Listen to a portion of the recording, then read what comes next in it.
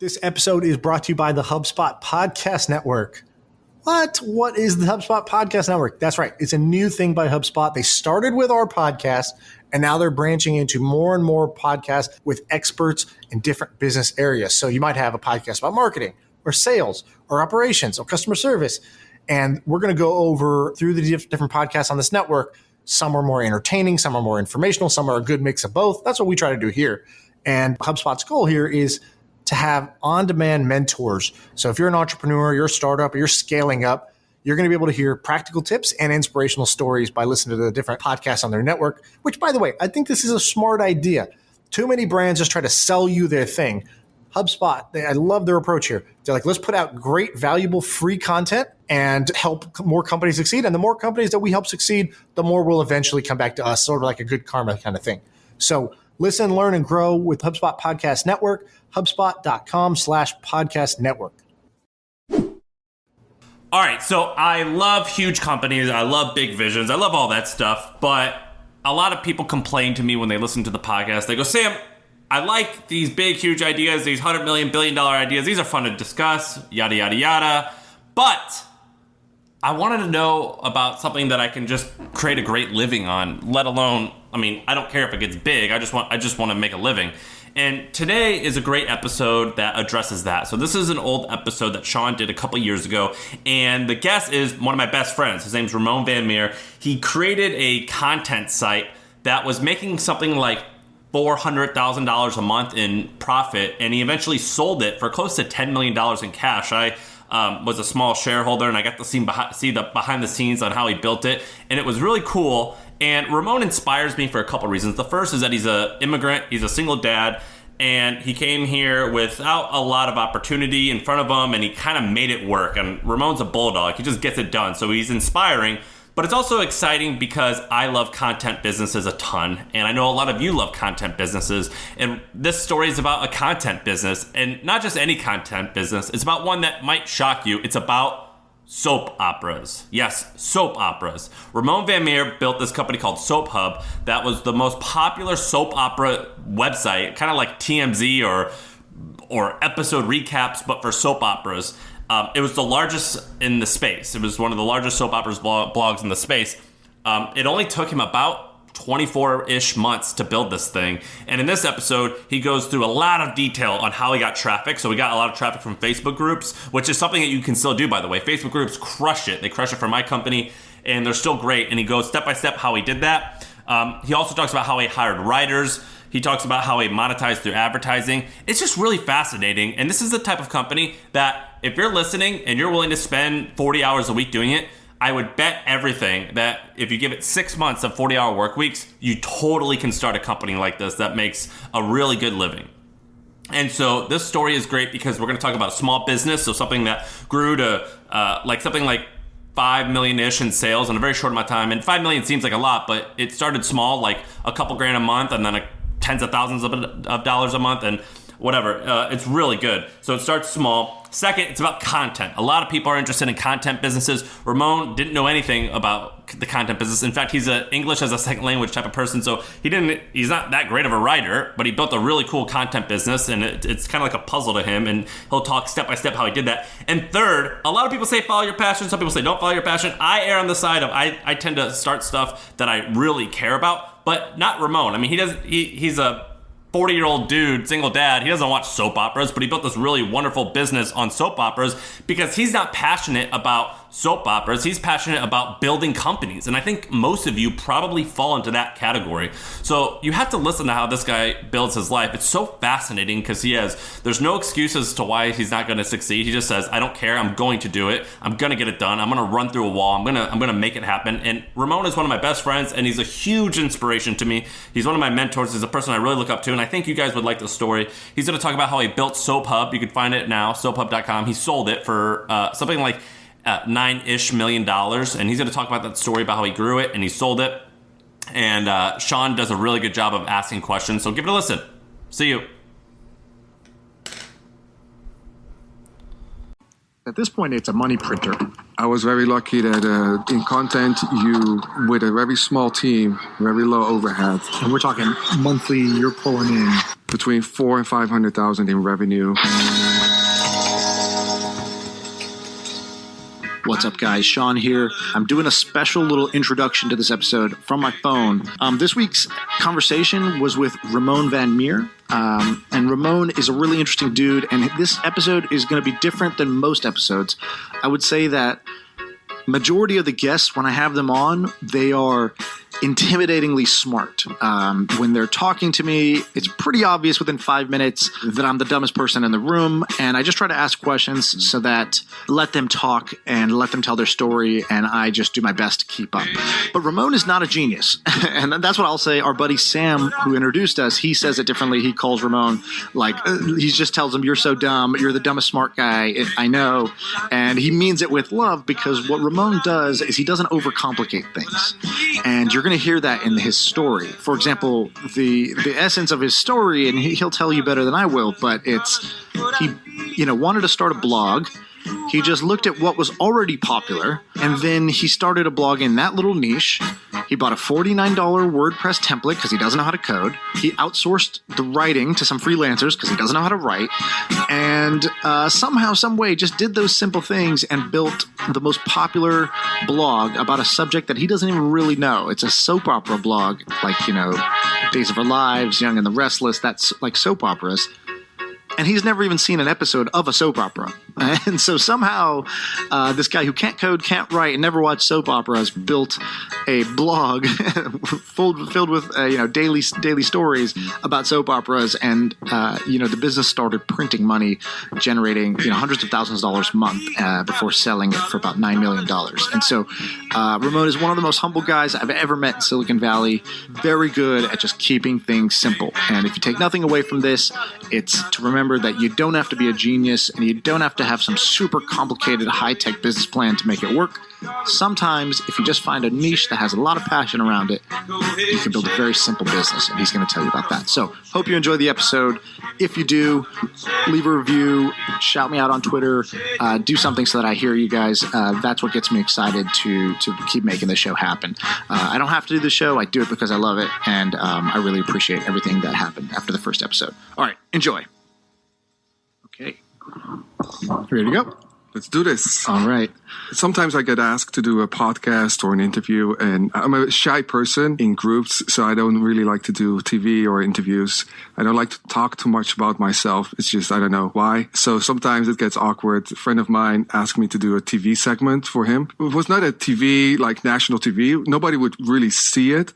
But as soon as he hit the record on the camera, then I started mumbling, and froze. I froze, yeah. So all right, well, I'm going to do my best. We'll try not to freeze. This one's informal, without even doing an intro. So I'm doing a podcast. Yeah. The podcast is called My First Million, and the idea is I want to talk to different founders, entrepreneurs like you who have hit their first $1 million, $1 million downloads, 1 million subscribers, some huge milestone. And I want to find out how they did it. And so I wanted you to come on because you have a wild story about how you hit your first million. Yeah. Very unorthodox, very different than, even most of the Silicon Valley success stories. Mm-hmm. Yours is totally different. So let's start with the very simple question. Yes. How did you make your first million? All right. Nobody will guess this, and nobody believes it when I tell them. I started a blog about soap operas. It's a news blog that will write about the running soap operas. And we're talking like Days of Our Lives, yes. Young and the Restless. Exactly. And the first question people always ask, are you a soap opera watcher? Because especially when they see me, then they cannot believe it. Up to now, I've not watched one episode of any soap opera. But yeah, that was the website. I built it and sold it in 3 years later. Wow. So the story is going to be, you decide to make a soap opera blog. Mm-hmm. God knows why. Then you somehow were able to make a soap opera blog successful despite never watching a soap opera. And you sold it how long ago? 10, 11 months ago. All right. So 11 months ago, you sell it for, say, $9.5 million? A little bit below 9 million, 8.75. 8.75 million cash. Cash, yes. And this isn't like a Silicon Valley, like you own 4% of the company. This was your company. You owned, there's no outside investors. I had no investors. I bootstrapped it. I had some advisors. I think I owned like 98% still. Wow. And then I gave, some shares or some profit to employees, but yeah.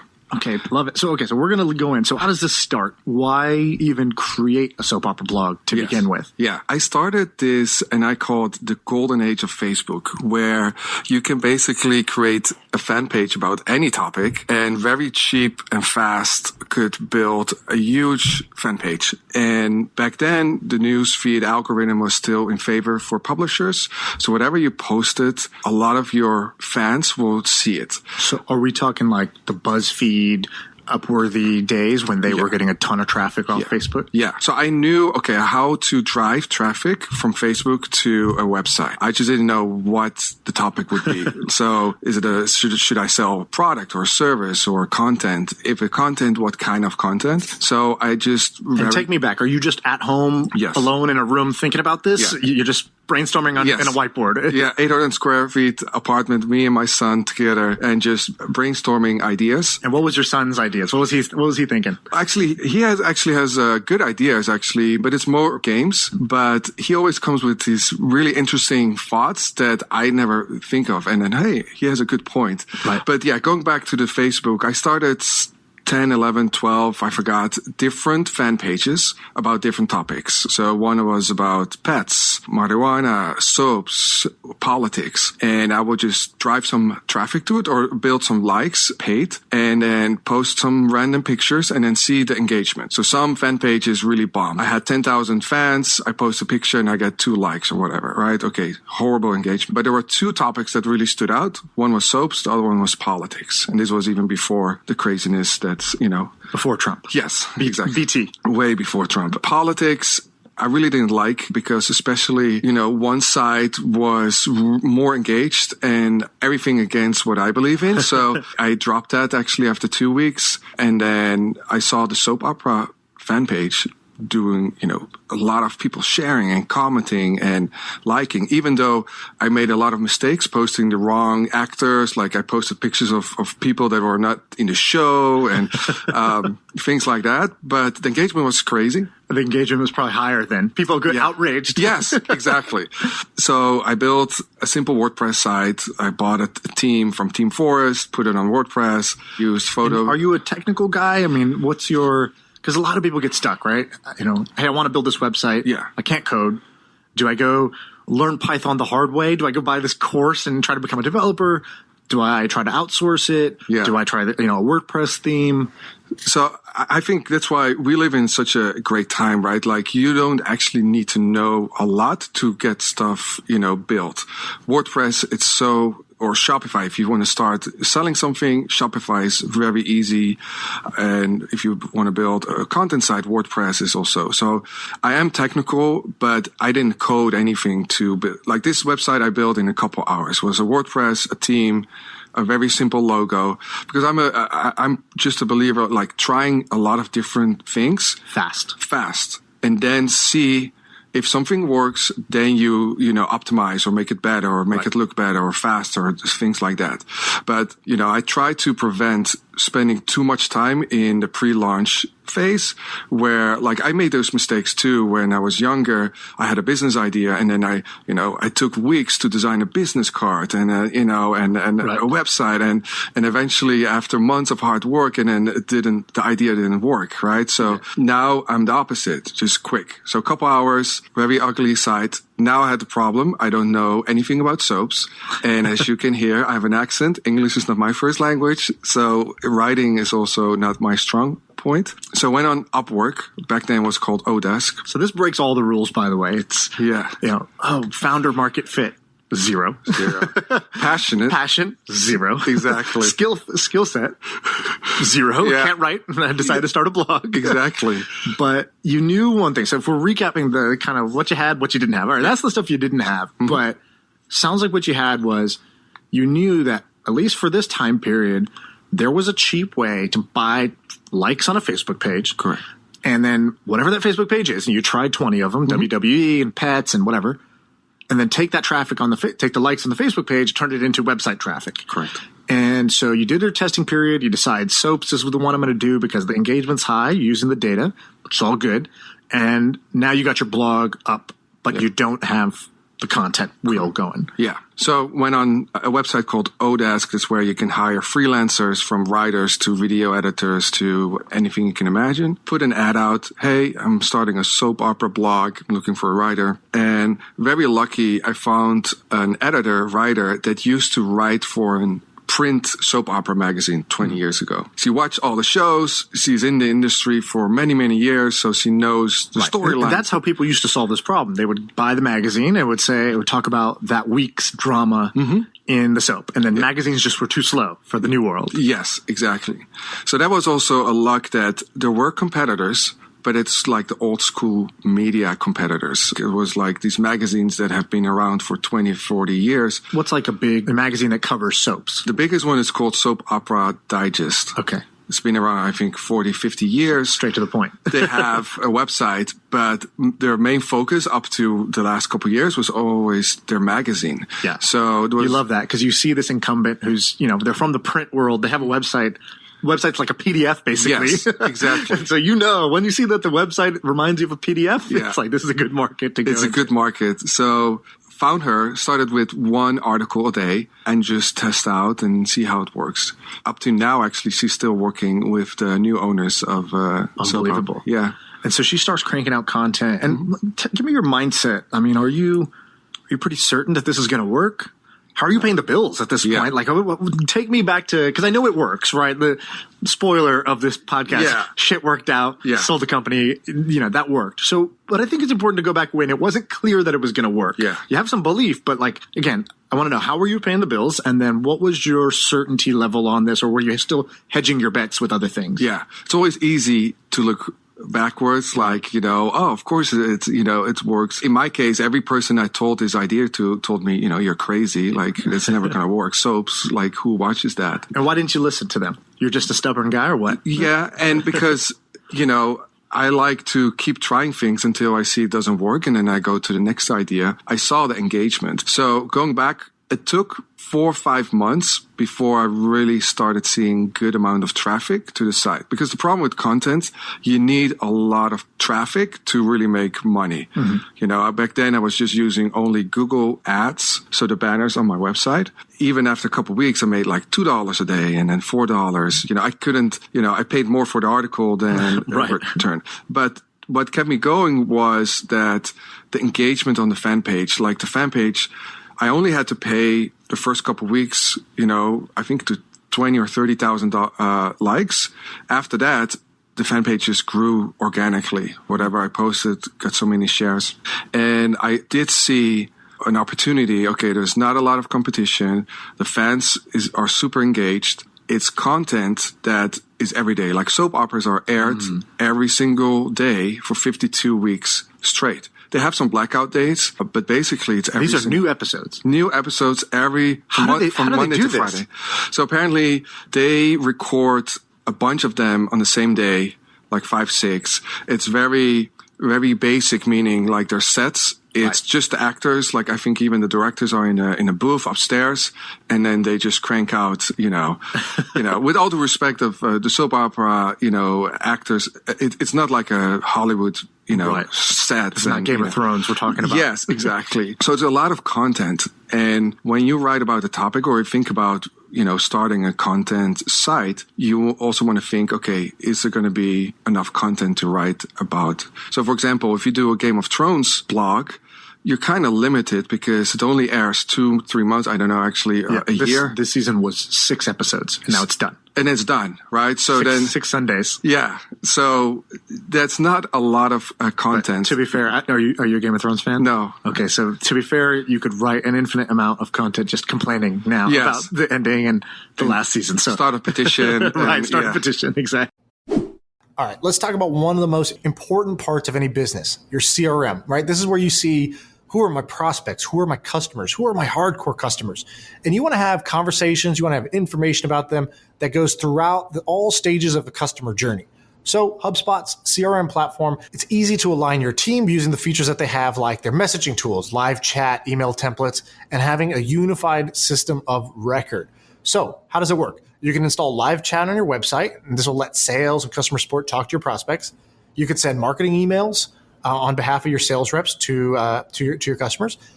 You can have prospects book meetings with your reps without wasting time. And all of this is stored in one unified system of record so that teams can get access to all of your contact history. Why is it so important to have live chat and a unified system of record, you ask? Great question. It's because when all your systems are separate, you're just cobbling together data from one place and data from another. It's all disjointed. There's no single source of truth. What I like when I'm the CEO of a company is to be able to click one button and see who are our customers, where are they at in the journey, how do we quickly message them, how do we get them moving forward to success. So that's what it does. That's HubSpot's CRM. And if you want to learn about how you can scale your company without scaling complexity, go to HubSpot.com. So soap operas had this unique property, daily content, new content every day. And I mean, what is your article about? Is it, here's the recap of what happened in case you missed it? Was it like speculation of what's going to happen? What was the content like? Or was it just pure clickbait on Facebook of like, see which character you are on this quiz? Yeah. So because I didn't know anything about the audience, I had to learn like what do they like, what do they read. So I tried everything, but it was very obvious. People like to read what's going to happen tomorrow or the next day or next week. So like spoilers. A theory or a spoiler? Yeah, really spoilers. Okay. And just like the answer. This is what's going to happen. Yeah, like, Jake is going to, leave Mary tomorrow, and that kind of articles really did well. Like, I think 80% of our traffic came from spoiler or spoiler related articles. Unbelievable. Then, of course, we did, to get more content out, because the more content you put out, the more traffic you get, more traffic, more revenue. So we wrote about recaps for the people that missed an episode. We did, what Days of Our Lives character are you? But it was more a quiz to capture emails. I really used that as an email list building tool. And that did really well. Like, we built over 300, I think close to 350,000 emails we collected with these, silly quizzes. Right. You said the first few months you're trying to get traffic. First 4 or 5 months, not very much traffic, $2 a day in AdSense type of thing. Yeah. But you keep going because you see the engagement. Yeah. And did you have a day job at the time? I mean, how did you live? It's you and your son at home. Yeah. How are you paying the bills? Yeah. So I had an online travel agency company before with my previous business partner, and I sold half of my shares, and the buyer that bought my shares paid a year long every month. Right. So that was exactly what I needed to pay my bills. So that was, was my luck that, I could then, just do other things. And are you the type where, did your mind ever go, I should just get a job? Or were you just bullheaded of like, no, I need to create these websites and own them and make a business out of that? Yeah. I've been an entrepreneur. Like, I've done so many different businesses. Like, I had some jobs when I was 18, 19, but basically I always had my own companies. So it was never a thought of, okay, if the soap doesn't work, I'm going to go get a job. It was actually, if soap doesn't work, I'm going to figure out something else. Right. I'll try pets. I'll try politics. I'll try something else. Mm-hmm. Okay. And so, all right, so let's jump back in. So you're building up the traffic, and what was the inflection point? Why did things go from a little bit of traffic, a little bit of ad revenue to, give me a sense, where did the traffic get to over time? What was like the peak of traffic? It was like very slow, like flat almost, but very little bit uphill. And then suddenly, we started growing much faster because I was starting to collect emails. Mm-hmm. Starting when a person came to my website, I asked, hey, do you want to get a push notification? So I started to diversify my traffic sources, not just Facebook. And then, 4 or 5 months into it, then it started doubling every day. And then the growth went really fast, actually. Awesome. And you're buying traffic at this point still, or at some point did you just stop buying and you just started making the content and people shared? Yeah. So I only bought the first 40,000 likes at below 1 cent per like. So it was very cheap. After that was all organic. Wow. Yeah. And then I only started boosting posts on Facebook, like buying, paying for traffic a year after. So we're talking like you spent hundreds of dollars. Yeah. My math's not great, but I think that one penny, something like that, you spent under $1,000 total. Yeah. unpaid for this website, built that asset up into something that you were able to sell for almost $9 million. Yes. So that's a tremendous type of return. Is that what you thought was possible, or No. were you thinking this will make me $10K a month and then I'll figure something else out? Yeah, when I started, I thought, because I was I sold my shares. Okay, what I'm going to do next? I know I like internet marketing, and I was always, doing marketing stuff, buying some small websites, selling them, or building them from scratch. And so I thought, okay, this could be a fun project that maybe makes me, $20K a month. And, that will be, I didn't know, like, my first goal was $100 a day. And then very quickly it was $1,000 a day. And then I thought, oh man, this is $1,000 a day. This is amazing. But it kept growing. And the thing I love about you is you're so different than all my other friends here, where a lot of people, you live in Silicon Valley. There's a lot of people who love self-promotion. I'm one of them. Started a podcast. But a lot of people who love Twitter. They love talking to people. They love meeting people. They go to networking events. They host dinners. You don't do any of that shit. No. You're like a, solo guy who just makes shit happen. And that's really all you're interested in. It's just that very singular laser focus. So when this is happening, my question is, how do you celebrate? How do you get ideas? So when you're hitting these milestones, is it just kind of you doing a fist pump in a room? Are you talking to somebody? You're just telling your son? How did you celebrate? And then I also want to know, how did you get your ideas of, hey, I should do push notifications, I should do these next things? So tell me a little bit about both those. So once we started making money, one thing that I learned is that reinvesting right away back in the business. Like, I was only making maybe $5,000 a month, and then I hired a full-time person because I knew, okay, even though business-wise it's probably not smart, like you don't make enough to afford that, but I just did it because I knew I could then focus on growth, and then that person can focus on the day-to-day things. So after probably 6 to 9 months, I got a small office, and then got first employee. I got some freelance remote people writing and helping out, some freelancers. The audience is so passionate that it was very easy for me to find, people that just want to work for free. Right. Yeah, like, help post stuff on Facebook and things like that. But that's the journey of the entrepreneur. It is often like lonely, especially if you're still in the phase of working from home, because you have no people around to celebrate. Right. Ideas I got from, because I love doing it. Like it's a super cliche, but I don't see it as work, right? Like, it's my hobby. If I'm not, I love reading. I love, coming up with growth, like hacks and ideas on how to drive more traffic. And this might be the entrepreneur test, right? If you're listening to this right now and you're like, those like Viagra commercials where it's like they describe 50 symptoms in half a second. It's like, if these belong, if any of these apply to you, please go see your doctor.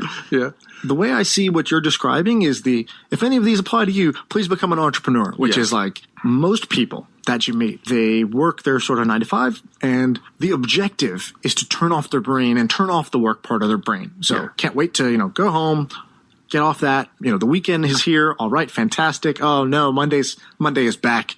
Now I have to go apply my brain to this thing that I don't necessarily want to be thinking about.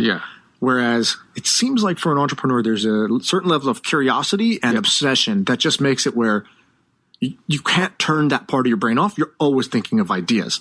And so that's if those apply to you, please go see your doctor, please go see your investor and go get a check to start your business. It's true. And it's a blessing and a curse at the same time, because I was this morning talking with somebody, and I said, even if I want to, I cannot turn off the switch, right? So it's very hard for me and for my family, actually, for me to go on vacation. Right. Like, you're not a great date. No, even on vacation, I work. Of course, I will combine it with doing stuff. I have to do that for my son. It's always spinning, so to speak. So it's a blessing and a curse. So you were saying that's how you're getting ideas. You were just constantly thinking of different things to try. Were you looking at competitors? Were you talking to advisors, or what was your method to get new ideas? So I like to reverse engineer shit, right? So I always look at first at the direct competitors. So if you want to do something, look at the market, the competitors that are out there, and then see what they're doing right and what are they, not doing so well, and just pick ideas from that. Then I looked at sites that were not competitors, but are doing great in content in general. And then just had, they're building a list with push notifications. Oh, let me try that. Oh, I see here in quiz, figure out what kind of dog you are. Hey, maybe we can, change this into a soap opera actor quiz, right? Right. Stuff like that. And then you're not trying to be a genius. You're trying to get the result.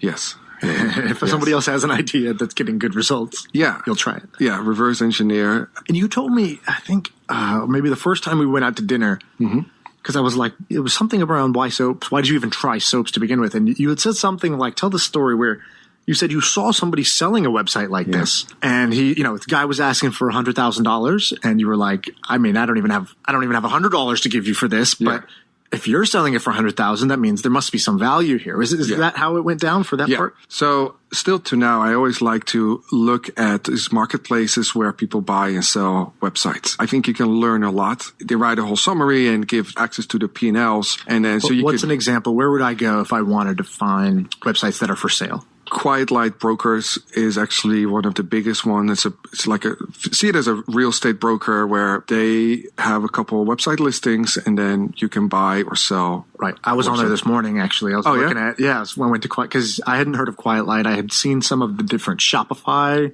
buy sell ones, and I went to Quiet Light, and you're right. You just see, hey, I have a business. I sell leather products, and I'm doing $2 million a year in sales. Yeah. Hey, that's kind of interesting. Let me see, whether you want to buy it or you want to take inspiration and sort of come up with similar businesses. Exactly. That's a strategy. Yeah. It's a really good way to get inspiration and then see. So maybe you look at the summary, you look at the website, you look at the numbers, their P&L, and you say, wow, they're already doing 2 million, but their site is shitty and, opportunities to add value. And then you can either decide, okay, maybe I see if I can buy it, or you start from scratch. I had no money. So in that same period when I was building those fan pages, I saw a listing on Flippa about soap operas and read the summary and I thought, this is interesting. And, but the price was way too high. It was $100,000. So I said, okay, let's just see and just build it from scratch ourselves. Right. Yeah.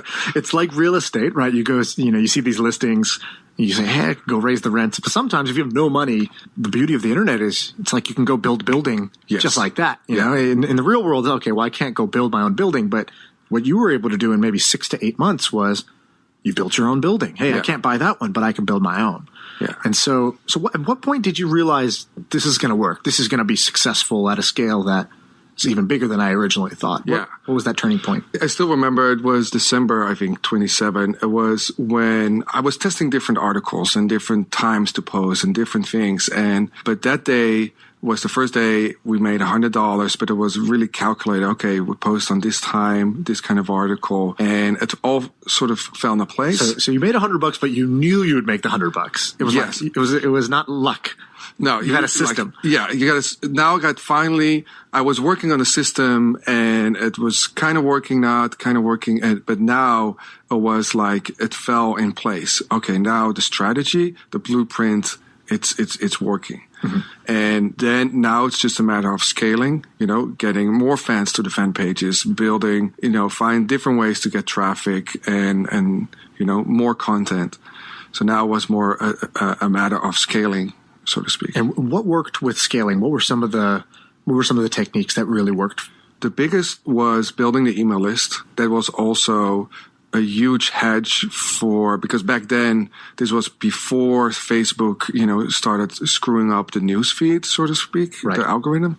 So once Facebook was doing that, every publisher, including me, we saw a huge drop in reach. So less and less people would go to our site from Facebook. So I had to hedge that risk, so to speak, by building an email list and also Facebook groups. So up to today, actually, Facebook groups is still really, really powerful. And did you see that coming, or was this a reaction? Oh, shit, Facebook turned off the traffic. We better do something. Or did you sort of anticipate that? The first time around was on this, nobody really knew. And then, the news came out and then suddenly the traffic came down. But the second time, the big update, by that time, I had a couple advisors. One, Sampar, who runs The Hustle, and another advisor that used to work at Facebook. So, he told me, like in big lines, like, okay, I don't know exactly how or what or when, but I know, Mark Zuckerberg's vision is really, not pro-publisher, so to speak. He really wants people, so make sure you hedge, like, focus on Facebook groups and focus on getting into, Google News and things like that. So a little birdie told you. Yes. You should look at this. Yes. I strongly emphasize that you should look at this. Don't put all your eggs in one basket. And still to today, like when I buy or sell or start a site, it's like I want a diverse traffic. Yeah. No, I don't want to be 100% depending on Google, 100% even email, or 100%, a push notification. From all these, the email is still the best bet, but, even Google can make any change tomorrow, and then, you don't get the traffic you used to get. Right.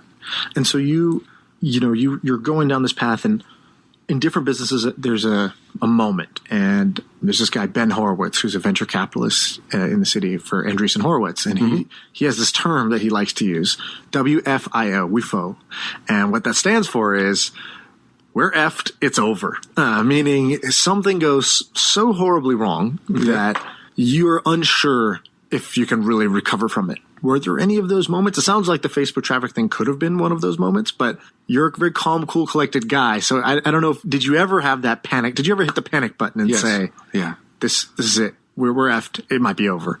I think you never lose that as an entrepreneur, is that you don't know what's going to happen, right? Like, what is the right decision? So several times I was thinking, okay, should I sell now or should I wait? If I don't want to wait too long because maybe things change and then my traffic goes down and then the value of my company is much less. I cannot sell it anymore, or nobody wants to buy it. Right.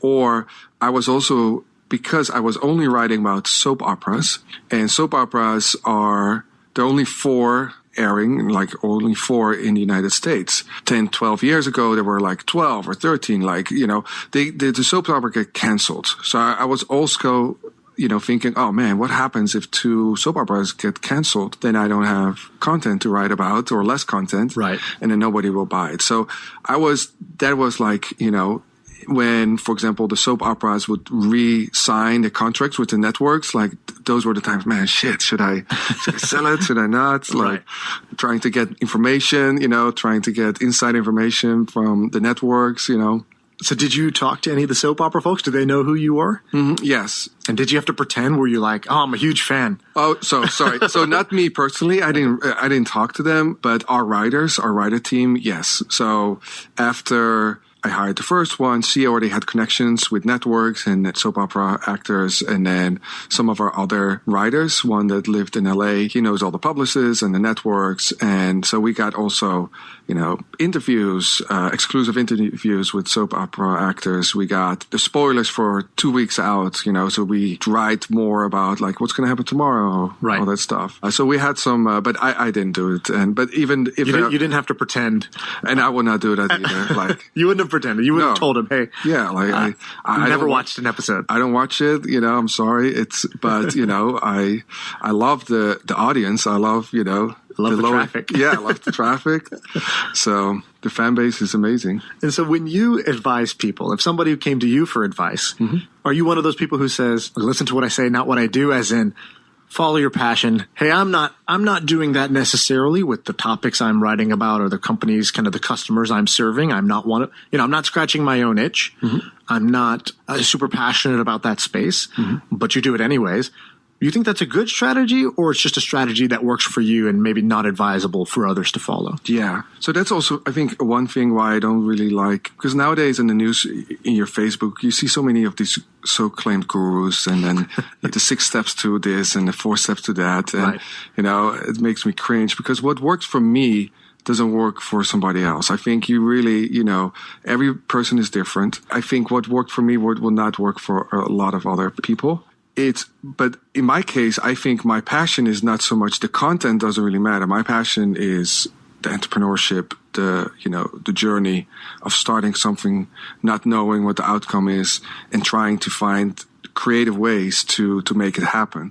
So for me, I like, you have a product, a service, a content, a soap opera, content site, whatever it is, and then you have traffic that you need to drive there. So for me, it's like figuring out, okay, how can we get as much traffic for as cheap as possible from point A to point B? Right. And that's for me the game that I like to If you were selling play. paper clips or cardboard cups, exactly. it doesn't matter. It doesn't matter. Right. It's the game of driving traffic, customers, or however you see it, from point A to point B as cheap as possible. Love it. So that's a little bit my. You get to the end. Why did you decide to sell?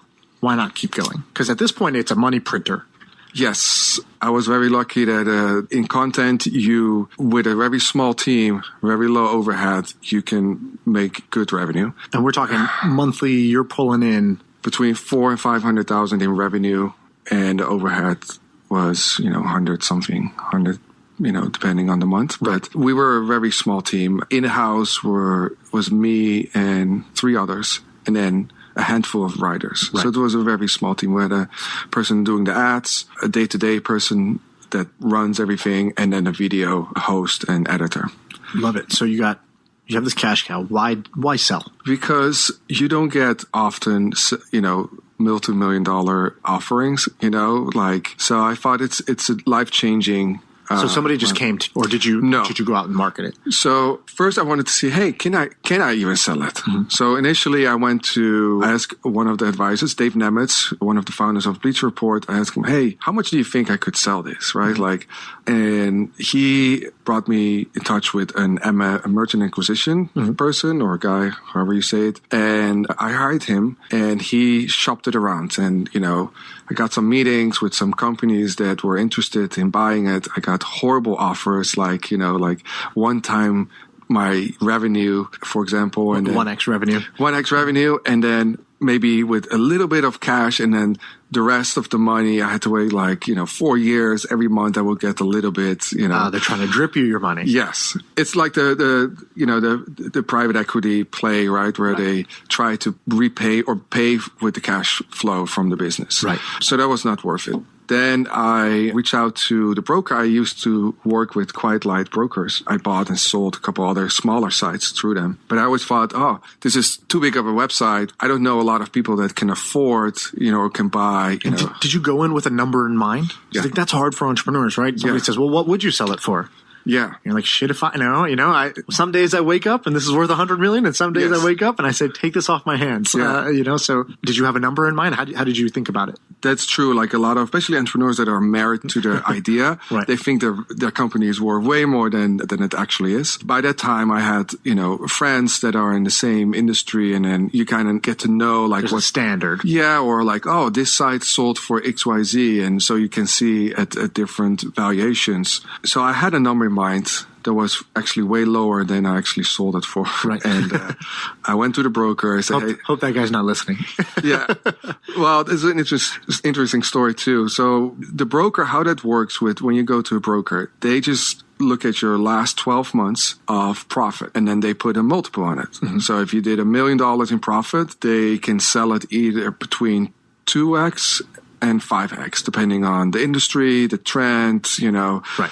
Traffic sources, all kinds of stuff. So when I started the process of selling through the broker, at that time, whatever I was doing in profit, it came down to a $5 million value. Yeah, multiple 5 million. So I said, okay, yeah, I will take 5 million. Started the process, but the whole process takes months too. Right. So because you have to get all your paperwork, all your P&Ls and all your data room, so to speak, and then a summary and interviews, and then you start talking with potential buyers. So in those months that passed by, my revenue just skyrocketed.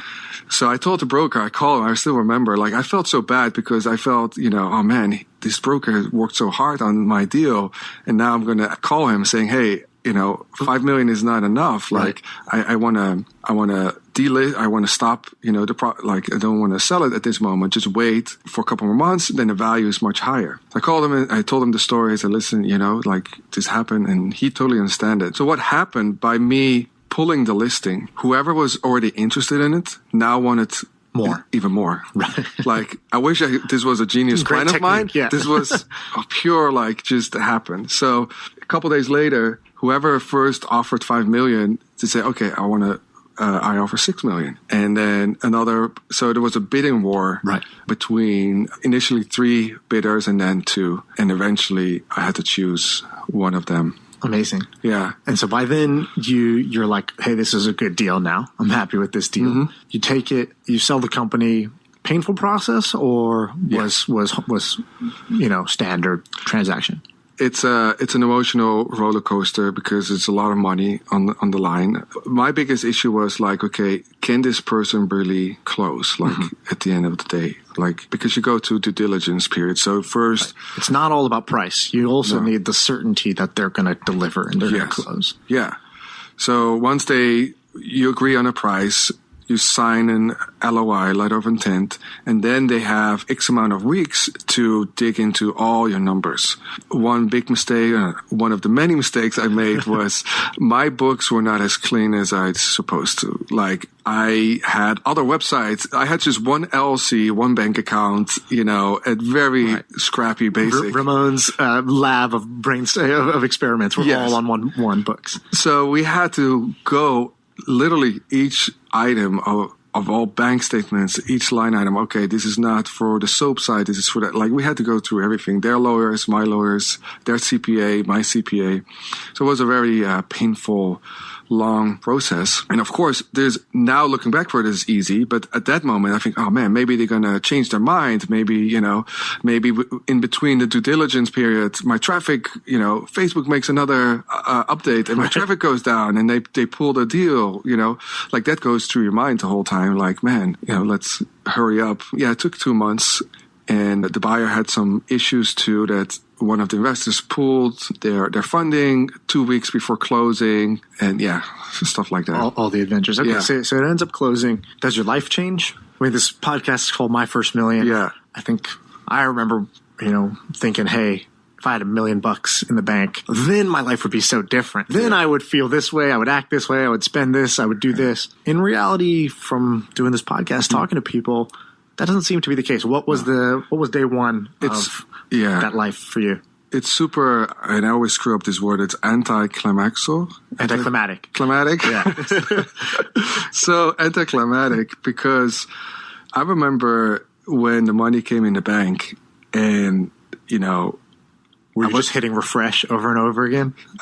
That I did. I was looking for it, and of course I took a screenshot. But I got some champagne for the office. We did a toast, and then literally like 15 minutes later, we all were back answering to work. emails. Yeah, like it was. And the next day, at night, I had to pick up my son, cook dinner.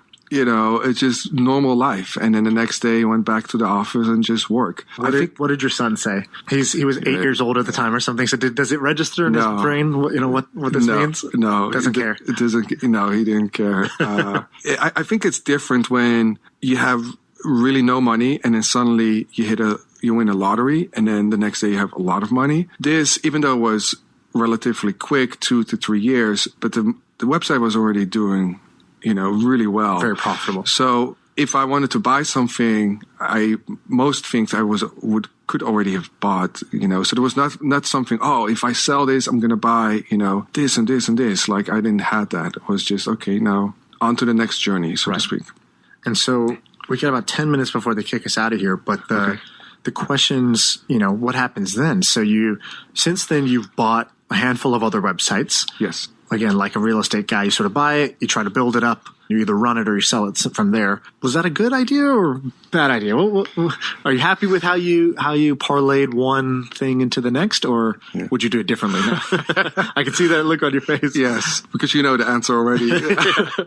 But what I wanted to set up was sort of like a PE kind of setup, like a private equity where I could buy, undervalued internet businesses, make them better and then resell them. Mm-hmm. Mistake what I did was I bought from totally different. There's no synergy for the properties I bought. Right. So all the properties are profitable, but it would have been just make more sense now looking backwards if I had just around one topic or one like industry. So it could be I could scale it easily. I need less people, less headache. Or one business model, right? Because you have a SaaS company. Yeah. It's like that's a B2B company. Yeah.